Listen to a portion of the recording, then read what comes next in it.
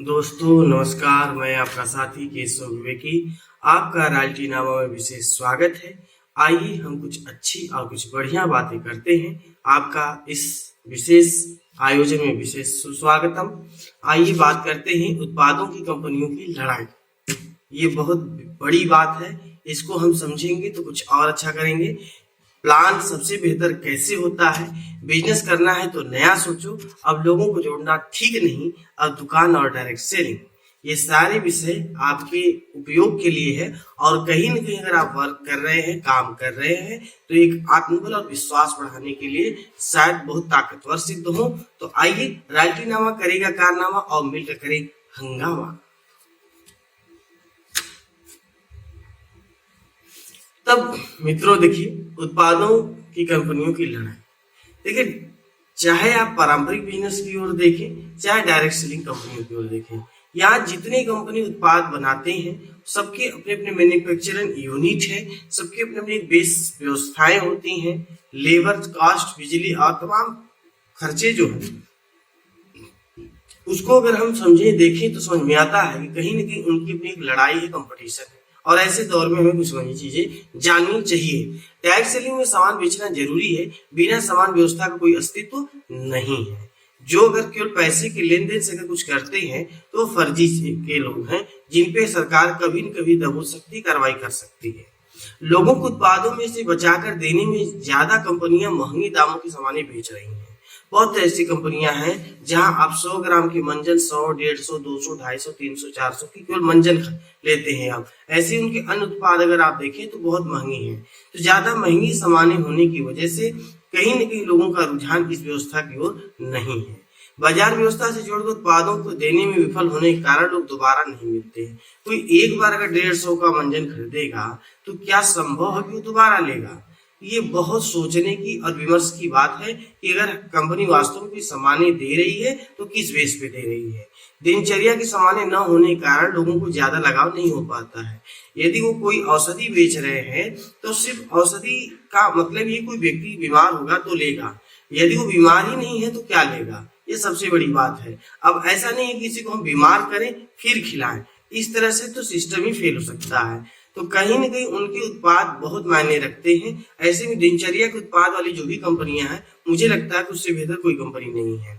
उत्पादों को केवल रेपर बदलने से उत्पादों गुणवत्ता पर आधार नहीं बदल जाता है। जैसे बहुत ऐसी कंपनियां हैं अभी बाजार में जो मार्केट से सामान उठा करके केवल अपना रेपर लगा करके दे देती हैं। रेपर बदलाना गुणवत्ता तो नहीं ना, मगर मैन्युफैक्चरिंग का ढंग नहीं बदला गया, उसके कंज्यूमेंट जो भी लगने वाले हैं, जो भी हम बना रहे हैं उसके तत्वों के ऊपर कोई काम नहीं किया गया, सिर्फ रेपर बदल दिया गया, तो कहीं न कहीं लोगों की पसंद आने से बात नहीं आएगी।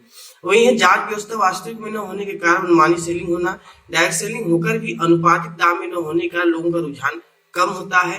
पैकिंग के आकर्षण और सुगंध प्रस्तुति के तरीके बहुत मायने रखते हैं। कोई भी सामान है उसे जब हम आप लेते हैं तो बहुत मायने रखता है।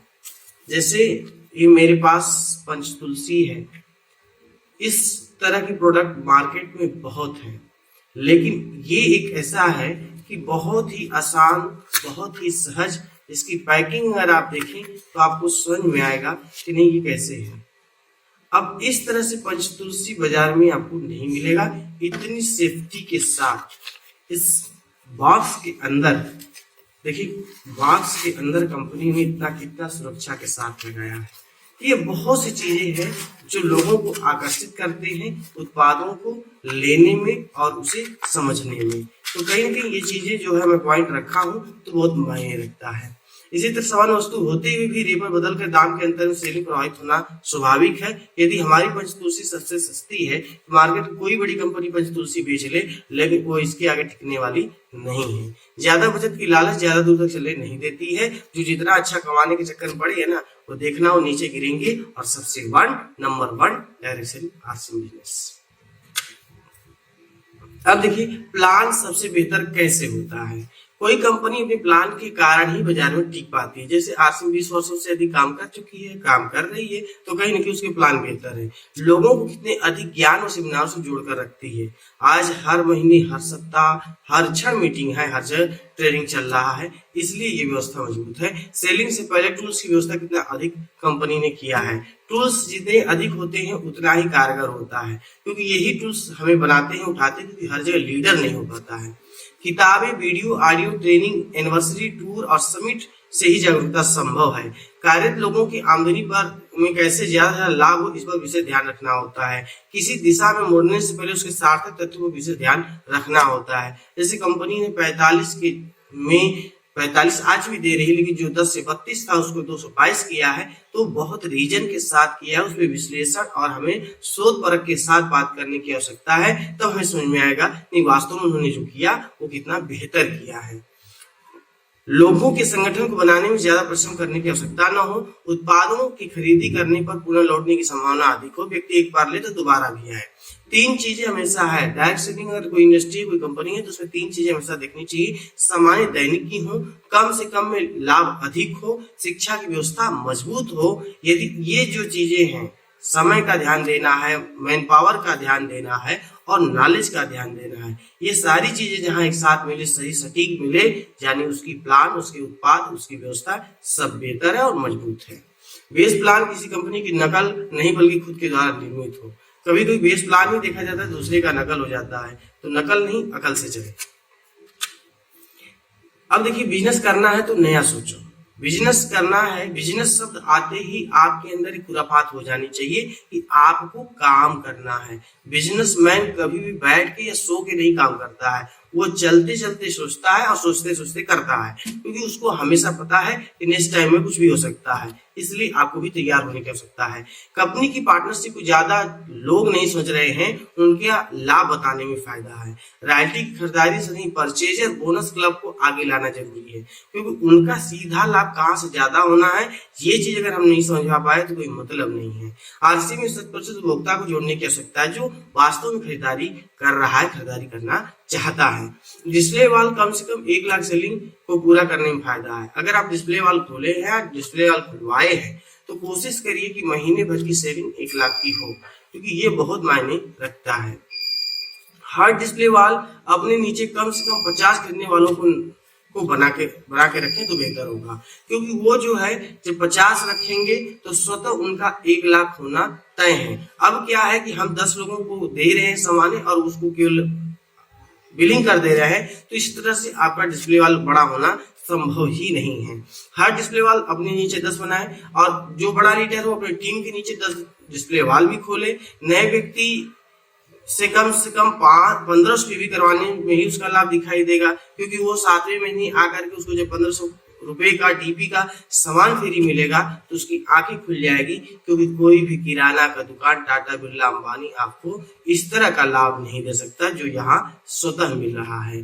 न्यूट्रीचार्ज, गामा, पंच तुलसी, हरित संजीवनी और तुलसी पेंट पर फील्ड में ज्यादा बात किया जाए, क्योंकि ये वो बेस्ट प्रोडक्ट है जिससे आप बहुत लंबे और बहुत बेहतर ढंग से बिजनेस को बड़ा कर सकते हैं। मौसम के हिसाब से जो औषधि सामान्य है उसे ज्यादा लेकर चले, जिससे गुड साफ सीप है, उदर सफा है, अनारदाना गोली है, हाजमा गोली है, और भी कई ऐसी चीज है जो गर्मियों में ज्यादा पिए जा सकते हैं। न्यूट्रीचार्ज के पे में जो है आपका खास करके जो एनर्जी ड्रिंक है, इस तरह से और भी जो उत्पाद हैं जो सीजन के हिसाब से पिए जाते हैं, लिए जाते हैं, वो भी हमारे अपने पास उपलब्ध है, तो उन पर चर्चा करें तो बिजनेस बड़ा किया जा सकता है। इसी के साथ आप अपने लिस्ट में कम से कम 200, 500, 1000 की सामानों की कैसी लिस्ट बनाएं ताकि सामने वालों को लेने में आसानी हो और उसका रिजल्ट भी उसे आसानी से मिल सके। और कहीं ना कहीं व्यक्ति जब नया होता है, दुकान पे जाता है, तो भटक जाता है कि वो कैसे खरीदारी करे कि उसको सामान भी मिल जाए और वो समझ भी सके। इसलिए आप अपनी तैयारी बेहतर करें।